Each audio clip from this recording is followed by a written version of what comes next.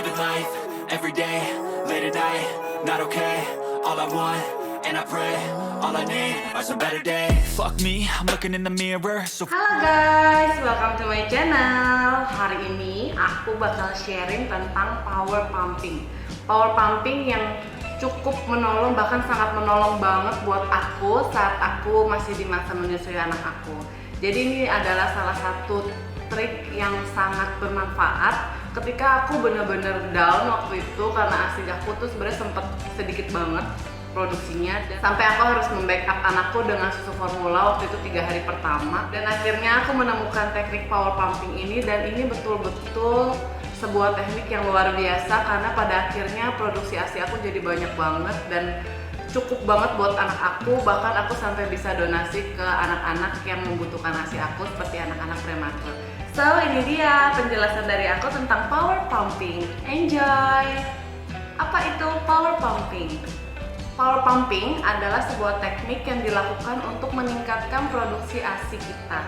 Jadi ini seperti, kalau ASI itu kan adalah supply and demand gitu ya. Nah di sini kita membuat seakan-akan tubuh kita itu mendapat demand yang lebih besar. Jadi ada satu tambahan teknik gitu ya, atau satu tambahan demand yang kita buat secara khusus sehingga nanti badannya secara langsung terstimulasi untuk memproduksi ASI lebih banyak. Kapan waktu terbaik untuk melakukan power pumping?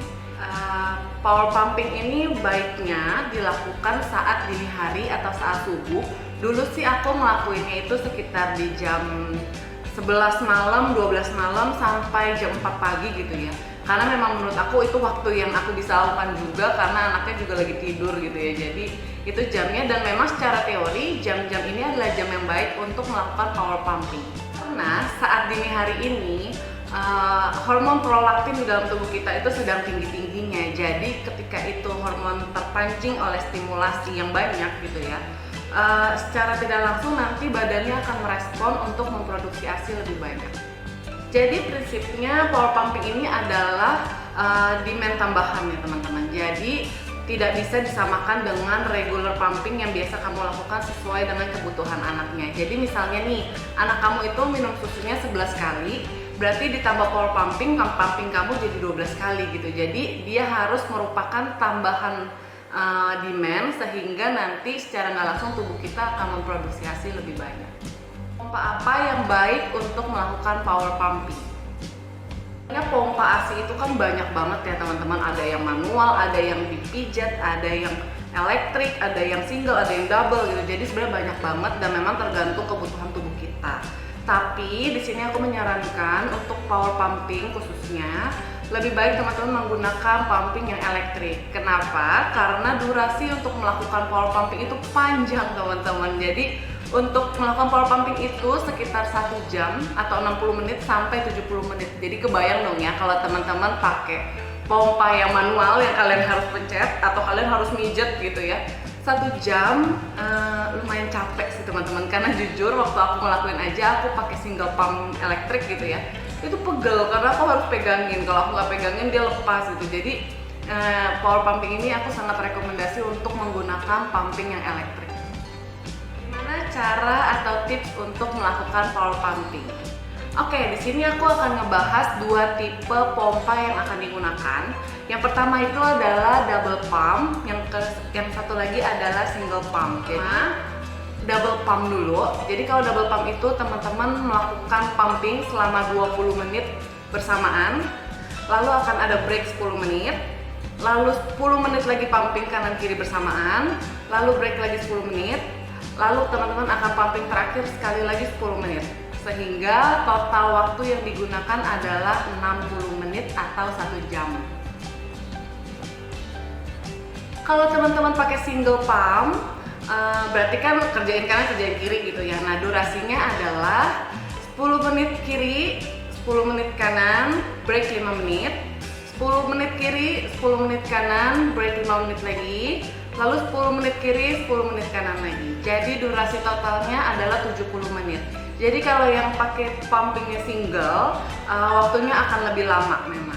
Sedikit cerita, jadi dulu aku itu pakainya single pump. Kenapa? Karena ketika dulu aku pernah coba gitu ya teman-teman, pakai double pump, Yang pertama adalah capek, karena aku kanan kiri megang, jadi aku nggak bisa taruh atau lepas gitu ya. Aku kanan kiri pegang pompa gitu ya. Tangan aku udah nggak bisa buat main handphone, baca buku atau apa gitu. Jadi memang akhirnya aku memutuskan untuk pakai single pump. Makanya akhirnya aku memutuskan untuk pakai single pump.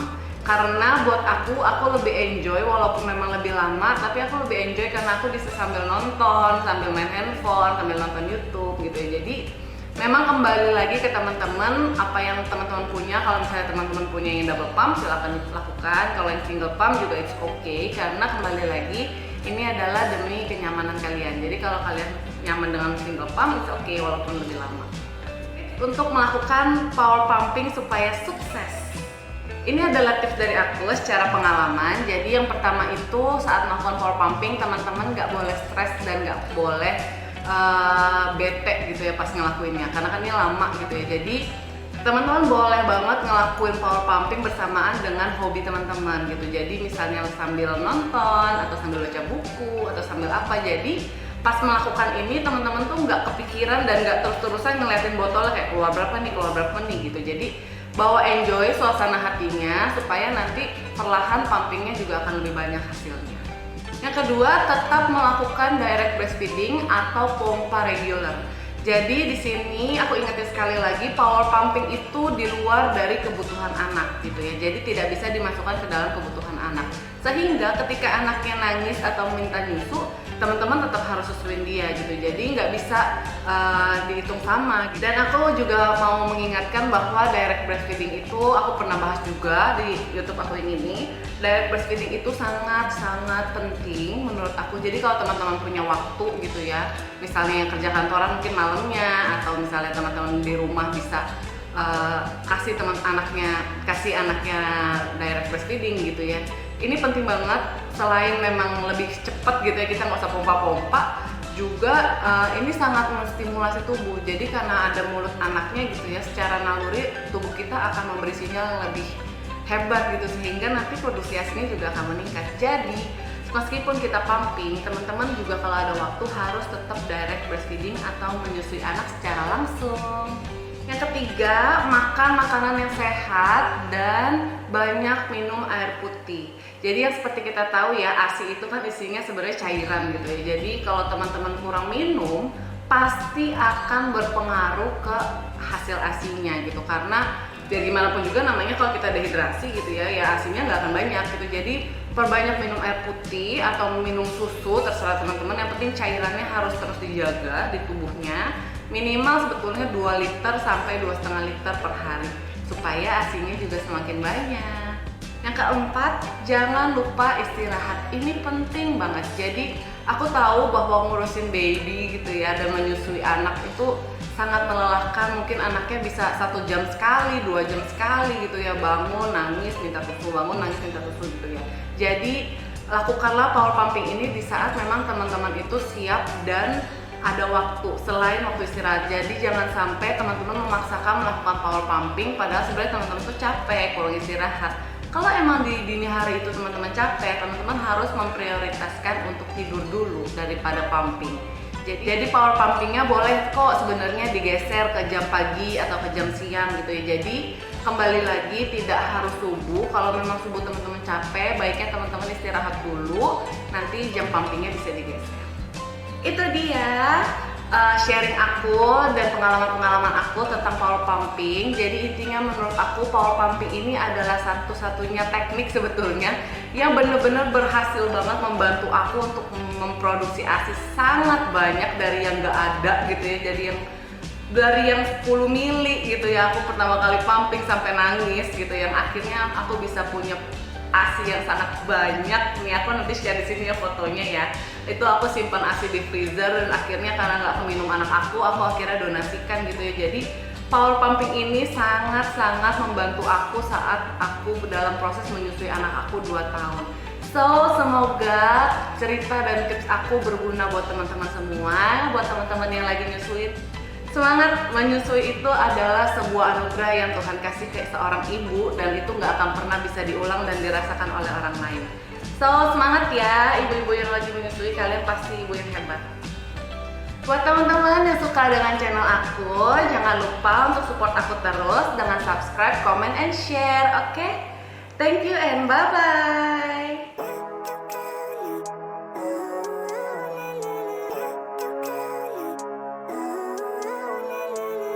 Living life, every day, late at night, not okay. All I want, and I pray, all I need are some better days. Fuck